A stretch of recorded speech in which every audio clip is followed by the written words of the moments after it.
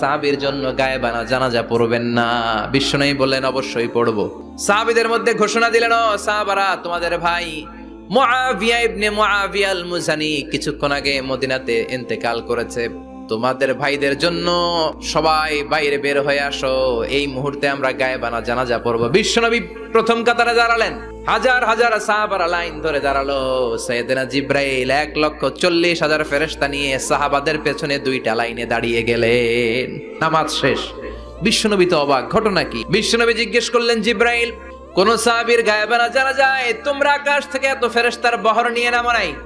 কি এমন আমল করেছে আমার মুআবিয়া যার কারণে 1,40,000 ফেরেশতার বহর নিয়ে তোমরা দুনিয়াতে নেমে এসেছো?